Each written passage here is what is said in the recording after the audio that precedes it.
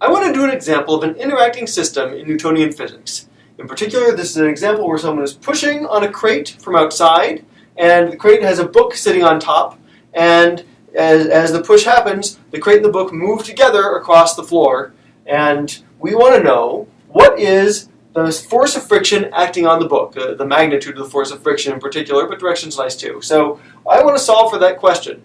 Now, to solve an interacting system problem, we've got a general strategy that'll work for this. The goal is we need to choose more than one system to look at and do our usual free body diagram, Newton's second law sort of approach to each individual system, and then look for relationships between the two systems to be able to find the answer.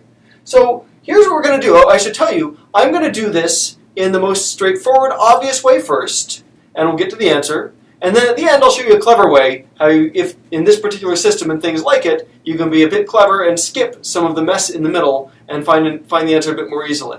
But we're going to do it the straightforward way first because in some cases there isn't a clever way. You just have to power through it. So let's look at this. In our case, I see two obvious choices of system to make here. One of them is the book sitting up on top, and one of them is the crate down below. And so I'm going to start by just listing forces on each one and drawing a free body diagram for each one of those two systems, and we'll go from there. So let me start with the book.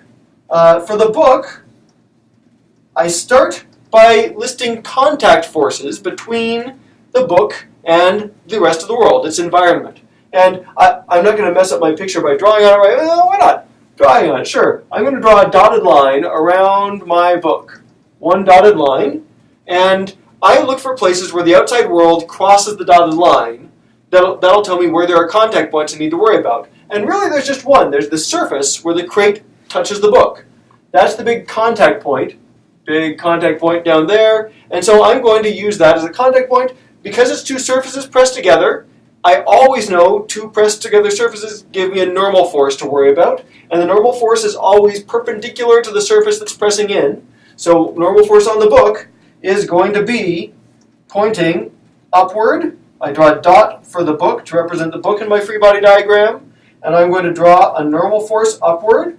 I'll call that normal force, Fn. And the way I'm going to represent this for an interacting systems problem, I'm going to say normal force on the book by the crate. On B by C. And I'm putting that as a superscript. That's our book's notation that I'm using right now. I'm pretty happy with it. It works pretty well. Keeps from having lots of commas after the N and the subscript.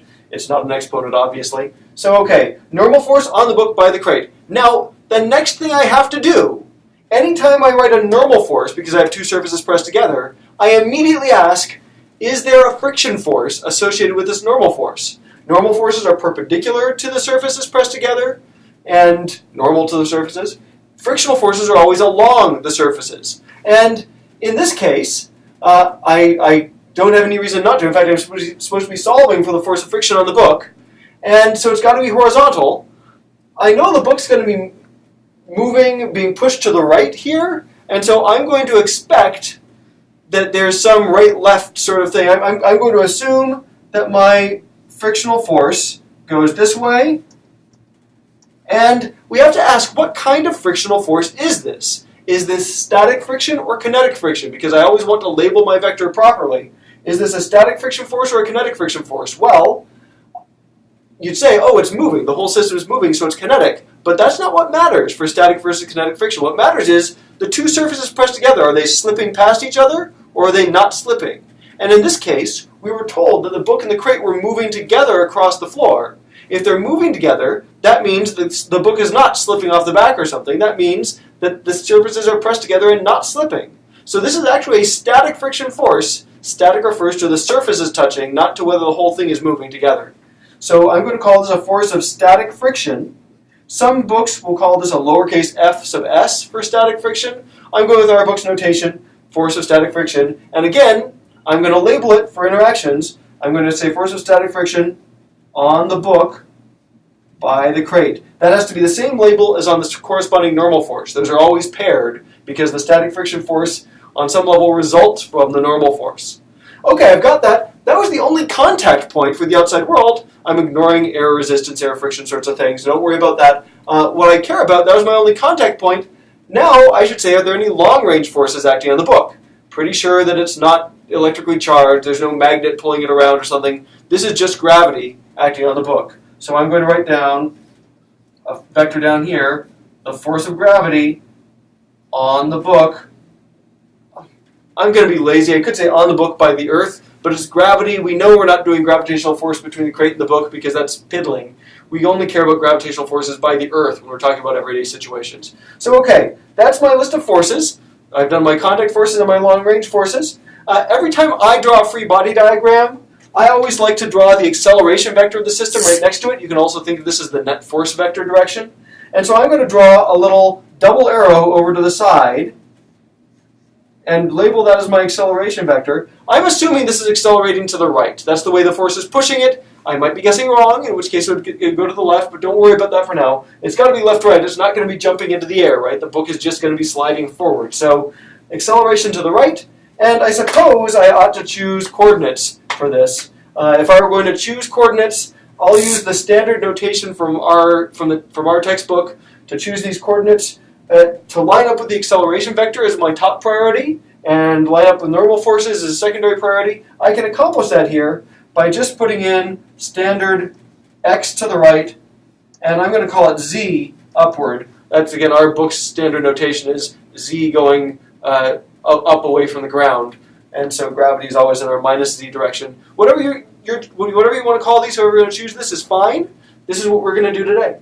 So that's the book's free body diagram. I've got that written out. The next step is I need to do the same thing for the crate, right? I need to do the same thing and draw a free body diagram for the crate. And so let's do the same thing. I'm going to represent the crate by a dot. And I'm going to draw a dotted line around the crate, separating it from its environment. And then I'm going to say, what outside forces affect this crate? And I can go through, I can make this list. Going around, I've got a push from the left. Cool. I'm going to just assume that's a normal force of some kind. So I'm going to call it Fn push. I could say Fn on crate by the push, whatever. But it's a pushing force, normal force going directly to the right. That's my plan. There's not, because it's a push, I'm assuming that the pushing person isn't applying static friction forces. I'm specifying the push is directly to the right, so I don't need to worry about a friction force associated with this. Next contact point with the outside world is the book. And there, I have to say, well, there's a surface pressed together, so which way is the normal force from the book on my crate going to point? It's always normal to, perpendicular to the surface of pressing, and the book is pushing from above, so there's going to be a normal force. I'll label this as my normal force on C by B. Normal force on the crate by the book, pointing down. Sounds good. And I've drawn a normal force. I always have to ask, is there going to be a static friction force or kinetic friction force associated with that contact point, associated with that normal force? And in this case, well, we have to say there is, because we have this static friction force over in this diagram. We'll talk in a little bit about third law pairs, but that's an important piece, that this normal force has a static friction force associated with it. It's got to be horizontal, and again, Newton's third law tells us that third law pairs are always equal and opposite, just like Fn on B by C is opposite in direction from Fn on C by B. That's a good double check. I need to have a static friction force on C by B that is opposite this one. So I'm going to just put that right like this. We're going to write that force of static friction on C by B. There we go. That's a force going this way. And again, remember what this is telling us. This is just saying that if the book is being pushed to the right by a static friction force between those surfaces, if the surfaces are stuck together and the book is being pushed, well, pulled to the right, I guess, by this force, by the crate underneath it, that means that by the same token, if you're pushing forward like that, the crate is being tugged backward, resisted by that book, it's got a force pulling it back as it tries to push the book forward. So that makes sense to me. Okay, I keep following my dotted line around. Here's another contact point with the ground. And again, with the floor rather. And the floor is a surface-to-surface contact. I'm expecting a normal force directly away from the floor. So here is a normal force on on C, sorry, on the crate.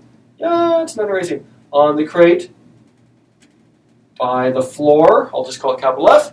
Is that my only force? No, it's not. Remember, it's a normal force. Two surfaces pressed together. I have to ask, is there a friction force I need to worry about here? And in this case, yeah, I know that the crate is sliding across the floor. It's slipping. So I expect a kinetic friction force to oppose that. So opposing the direction of motion is going to be, here's my force of kinetic friction on the crate by the floor.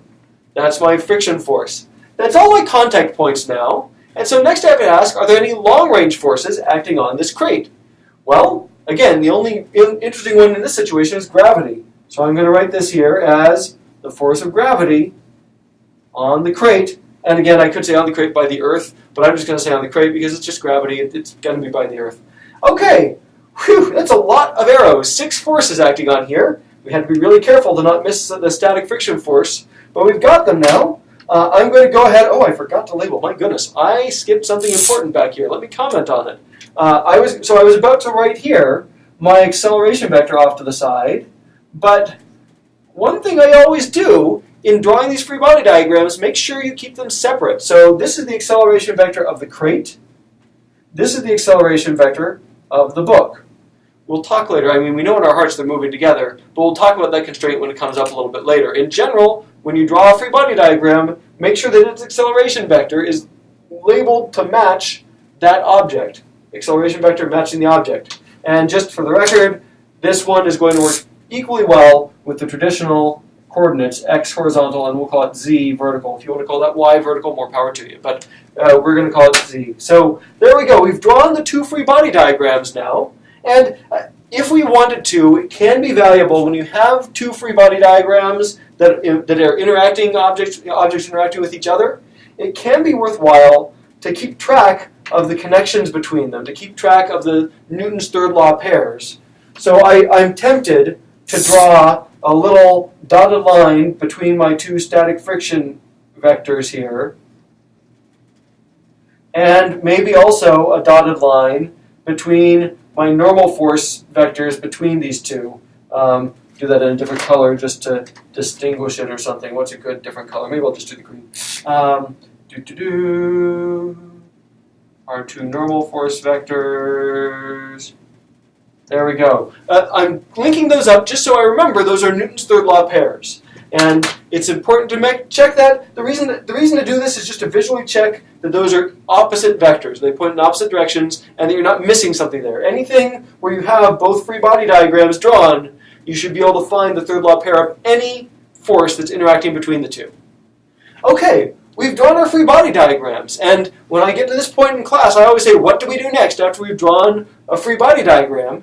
And the answer is, every single time, we use Newton's second law in components to translate the free body diagram into mathematics. So that's what we're going to do. And in particular, we're going to use Newton's second law in components. We're going to use it. We're going to apply it to the book first. And in our class, our notation for Newton's second law and for vector components is to actually draw column vectors. So I'm going to go ahead and write column vectors for these forces, and I'll just go through one at a time. So the normal force on the book by the crate, I'm going to write that as a column vector, a 3-component column vector. And what direction is it? It's all in the plus z direction. We've got simple vectors here, no funny angles, no trig functions to worry about. This is all in the plus z direction. So I'm going to write this as 0, 0, and then plus the magnitude of the normal force on B by C. There we are. Now again, when I'm writing down Newton's second law in components, it is helpful, very often helpful, to use your free body diagram and your chosen coordinates to represent this vector with the directions explicit, the plus and minus signs, the components explicit. That's why I've written this in terms of a magnitude and a plus sign in front of it, just to be very clear that we have that going on, that we're not looking at, we're not to hide plus and minus signs inside of this. So that can be helpful. That's what I will almost always do. So I've got the first force. My second force is that static friction force, and that looks like it's in the plus x direction. So positive magnitude of the force of static friction on the book by the crate, 0, 0. Make that a little shorter. Got that one. And my gravitational force, and for this one's in the minus z direction, and I know the magnitude of the force of gravity is mg, so I'm just going to write this as 0, 0, and then minus the mass of the book times the magnitude of the gravitational acceleration. Again, our book uses absolute value of g vector for that for g for the 9.8 meters per second squared gravitational acceleration near the surface of the Earth. I like that a lot because it's a reminder that little g, this 9.8 we use here, is a positive number. The minus sign is written explicitly here, as usual. We always want the minus signs written explicitly. This is force 1 plus force 2 plus force 3. We add up the three forces. Sum of all the forces acting on our system is mass times acceleration. And our acceleration vector is horizontal. We've guessed that it's in the plus x direction. So plus mass of our system and book times the magnitude of the book's acceleration. 0 and 0. There we go. That is my Newton's second law equation for the book. And again, I've got this written out. I can, if I want to, translate this into a pair of actual equations, just component equations. The first one says that the magnitude of the force of static friction on the book, on the book by the crate is equal to mass of the book times a book. The second one says that the magnitude of the normal force on the book by the crate is equal to, I'm gonna add this to both sides because I can't resist the temptation to just solve for the unknown here, equal to mass of the book times the magnitude of g. Okay, so I've got those two pieces. Cool. I've got those. My next piece, the next thing I want to look at is my crate, and I want to do the same thing. This time with a whole lot more forces, unfortunately. So I've just got to add them all up. Again, I'm going to add them up as column vectors, and I just got to go around and add them all up. So here's one to start with. The normal force on the crate by the floor. That's all in the plus z direction, so I'm going to put it over here. And it's going to be plus magnitude Fn on the crate by the floor. Close magnitude, 0, 0. That was way too far down. Never mind. Good, got that. Next one is the push force from outside, and that one is defined to be all in our plus x direction. So that's plus the magnitude of that push, 0, 0. Got those. Plus, let's go with this one, the force of gravity, that's minus mg. That one didn't go down far enough. Got to be consistent here. 0, 0, minus mass of the crate this time, times g. Got that. Next one, the normal force on the crate by the book. Cool. And that's also the minus z direction. So minus magnitude of the normal force on C by B, 0, 0. Oh, this is probably too small for you to read my superscript. I'm sorry. All right, got those. You know what? I'm going to go to another line here so I can make a column over here of equations. So plus my next four, I did those. That's 4. This one, force of static friction, we said is in the minus x direction. Our picture tells us that. Minus the magnitude of the force of static friction on C by B, 0, 0. Plus another one, the force of kinetic friction. And again, that's the minus x direction. So minus magnitude of force of kinetic friction on C by the floor, 0, 0, equals, And again, so that's this, all 6 forces as column vectors. It gets cluttered. I know it's a lot of writing. We deal with it. All 6 forces as column vectors equals, that sum equals mass times acceleration. Again, acceleration in the plus x direction.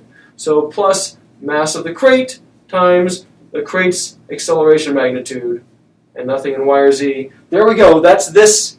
That's what I get from my crate equations. And again, from this, I can do the same thing. I can translate these column vector equations into ordinary equations for ordinary scalar equations for my unknowns. So the top one, x components, this is the ugliest one, I think. This one tells me that, what do I have? The magnitude of F normal push, 0 plus that, plus 0 plus 0, minus the magnitude of the force of static friction on C by B, minus the magnitude of the force of kinetic friction on C by the floor, equals mc times the acceleration c. There we go. That's my x equation. The y equation's all zeros because there's nothing going on in y. And for z, same deal. What do I have? I have the magnitude of the normal force on the crate by the floor plus 0 minus mass of the crate times g minus magnitude of the normal force on the crate by the book equals 0. All right. Whew. Okay, I've gone through. I've gotten all these. I've gotten 4 component equations out of here. Newton's second law has given me 4 equations, which is great. That's a lot of equations. And I need to figure out how many unknowns I have that I'm working with here. Let me count some unknowns. So, okay, I'm going to just underline them where they appear in the equations, just so I can track them down. Force of static friction on B by C, I don't know that number. Acceleration of B, I don't know. Mass, I know. Normal force on B by C, I don't know that number. Mass, I know. G, I know. Force of the push, I know. Static friction on C by B, don't know that. Kinetic friction on C by F, don't know that. Acceleration of C, I don't know. Normal force on C by the floor, I don't know. No, the mass, no G, don't know this. All right. That was everything I underlined was a different unknown. I count 1, 2, 3, 4, 5, 6, 7, 8 unknowns in here. 8 different unknowns. Now, some of them you're saying, wait, I know relationships between some of those. And you're right. You do. And you should. So right now I've got 4 equations. Just to label them, I will give some check marks here. 1, 2, 3, 4 equations in 8 unknowns. That's not even remotely enough to solve this problem. 4 equations, 8 unknowns? No. So, we need more relationships, more equations. And this is where we get to use the power of Newton's third law. This is one of the crucial things. So, we get to refer to third law pairs. The whole idea of Newton's third law is that when you have an interaction between 2 objects, the interaction always creates a force, one force on each of the 2 objects, and those forces are always equal magnitude and opposite in direction. Now, we've already checked the opposite in direction part. That part is built into our free body diagrams. We double-checked that by eye already. And those opposite directions are built into the plus and minus signs we have up here. Notice like the normal force on C by B is in the minus Z direction. Normal force on B by C is in the plus Z direction. The opposite part is built into our free body diagrams and therefore reflected directly in the plus and minus signs here. That means all we need to worry about for third law pairs here is that the forces are equal. The magnitudes of the forces are equal. So the 2 that we have are that the magnitude of the normal force on the book by the crate equals the magnitude of the normal force on the crate by the book. That is another equation. And the 2 unknowns in it are the same things. I haven't added any new unknowns. By the same token, the magnitude of the force of static friction on the book by the crate equals the magnitude of the force of static friction on the crate by the book. Those are equal, third law pair. And so no new variables here, but that is a new equation. Now I'm up to 6 equations. 6 equations and 8 unknowns. That's progress, but I've run out of third law pairs. The next thing I should do is think about their motion. There's a moving together constraint, right? If they move together, if the two systems move together, then we know that their positions as a function of time are linked. And in particular, you can convince yourself pretty clearly that their accelerations have to be equal, the same acceleration vector for each one. Even if one's a little higher than the other, they have to be accelerating together, or else they would move apart. They would not be moving together. So that tells me that the vectors are equal, the directions we've already drawn is equal over here. What really matters is that the magnitude of the acceleration of the book equals the magnitude of the acceleration of the crate. That's another equation. I can underline the 2 unknowns in that, but they're the same. Those already appeared up here. So I have now 7 equations. 7 equations in 8 unknowns. I'm almost there. I'm almost there, really I am. But there's one more piece we need. One more relationship we need to get. And this is the last one. I've assumed that the static friction has to be enough to keep the book from slipping. That's implicit in the problem, is the static friction of the book is enough, whatever enough means. We're solving for that force. But there is the question of the kinetic friction between the floor and the crate and what that's doing. And there we actually have an equality relationship. If we have this empirical equation for friction, I'll write it down right here. Kinetic friction.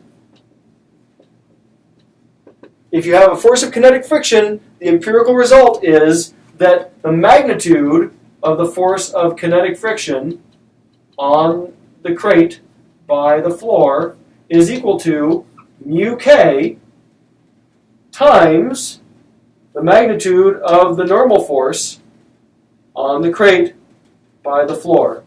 The normal force is what gives rise to the kinetic friction. And so, in this case, I have this last piece that relates my force of kinetic friction, which remember was an unknown, to my normal force, which was another unknown. Hey, wow. 8 equations in 8 unknowns. And boy, if that doesn't seem a little bit crazy, then, well, it seems crazy to me. But we've got it, 8 equations and 8 unknowns, and I want to emphasize a crucial thing about this. When we get to the point of having 8 equations and 8 unknowns, especially if none of them are squared, there are no unknowns squared in these equations, I can declare that physics is done.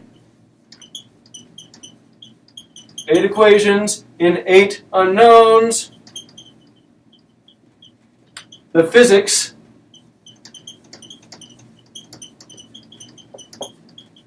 is done, and all we have left to do is algebra. In my class, this would be 9 out of 10 points on an exam problem. You get to this point, you've done all the interesting bits. Now all that's left is the tedium of doing some algebra. Tedium, indeed. My goal is, ultimately, I want to know the force of friction on the book. Force of friction on the book is this right here. This piece. I want to know that. That means I need to know the acceleration of the book. Well, that means I need to know the acceleration of the whole pair of them because they work together. And so this I'll be able to use once I know the acceleration. But can I find the acceleration of the rest? That's a fair question. So, well, let's see what I can do. This equation has the push, and as static friction has kinetic friction.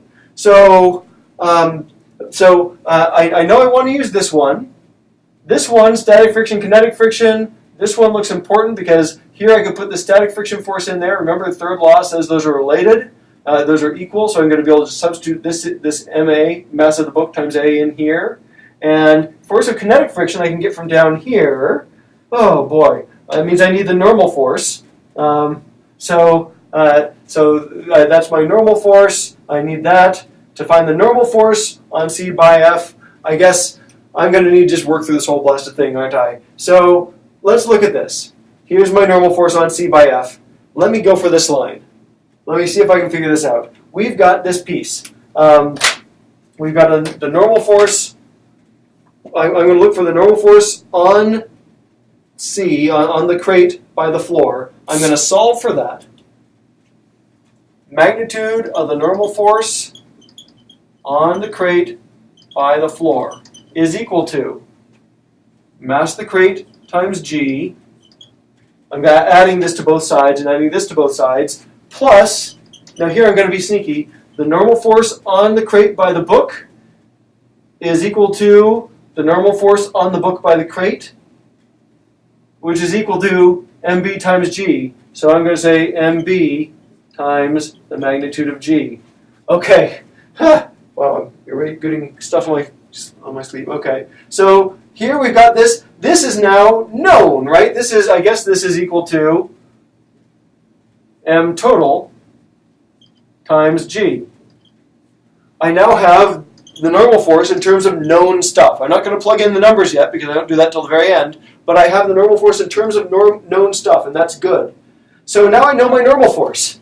That means, I get this, my force of kinetic friction on C by F is equal to mu K times the normal force, and I just solved for that, mu K times m total times the magnitude of G. So I now have my kinetic friction force explicitly.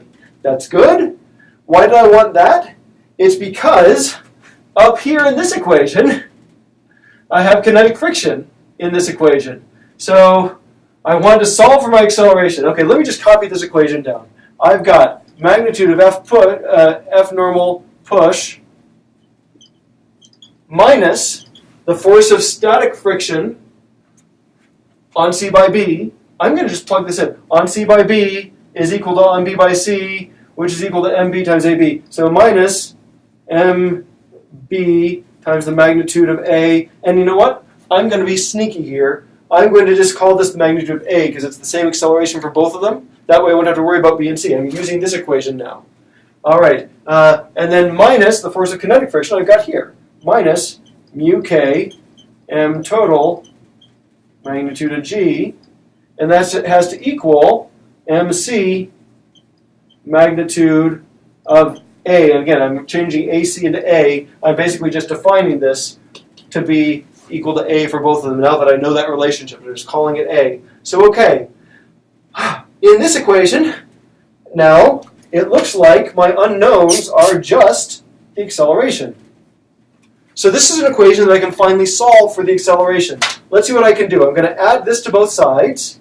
So magnitude of the normal force of the push minus mu K m total, m total times G equals mb times acceleration plus mc times acceleration, which is just m total times acceleration.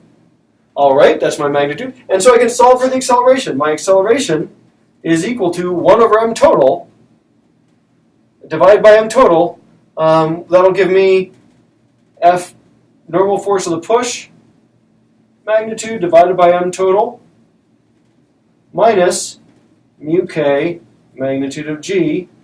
That is my acceleration. Why did I want the acceleration? Because my real question was the force of static friction up here, and I can finally do it. The magnitude of the force of static friction on the book by the crate is equal to mb times this. Woo! Okay. mb, I'm going to write it as mb over m total times Fn push minus mu K mb magnitude of G. That was ugly, but I finally got here. I hope the algebra isn't too awful for you. Follow along at home. Make sure you know how the steps work, but I don't want you to bore you too much with it. Finally, this gives me my mass of the book is 2 kilograms over my total was 8 kilograms times my pushing force was 45 newtons minus mu K is 0.25 times 2 kilograms times, you know what, I can get rid of these now. Get rid of these labels at least.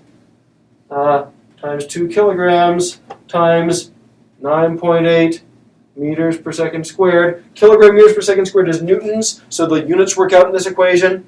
And let's see what I can do. Let me just plug this in. That second one, let's see, the first one is 45 times 2 divided by 8 gives me 11.25 newtons. Let me put this down. 11.25 newtons minus the second one gives me 0.25 times 2 times 9.8, 4.9. And I get 6.35 newtons, or about 6.4 newtons, is my answer for this for the force of static friction on this particular on this book on top. Whew, that was kind of messy, wasn't it? But we got through it, right? Let me talk about how we got. Oh, let me check this first. If the book were really, really light, compared to everything else, then the MBs would go to 0, and so this force would get very small. I guess that makes sense. If there weren't any friction, this wouldn't work at all. Now, limits on this aren't going to be that exciting. I guess that was mu k. If there's no friction on the ground, mu k remembers the friction from the ground, the friction between the crate and the ground and the floor. If there were no friction with the floor, then I would expect this to be accelerating faster, and so I'd expect a larger static friction force to keep the book going, and that's what I get. If mu k were gone, then this would get bigger. So this makes sense. This makes sense. This seems like a reasonably sensible thing. All right, that was ugly. I promised to show you a shortcut. I promised to show you a shortcut. And so let's see if we can find what that shortcut's going to be. To do this, there's a third system that I could have chosen. These were the obvious two. The book and the crate were the obvious two systems. But because they move together, because they have the exact same acceleration vector, I wouldn't really want to use this otherwise.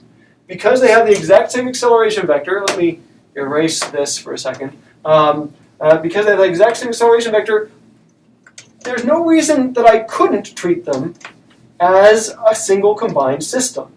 There's no reason that I can't do that. So I could have drawn the following dotted line.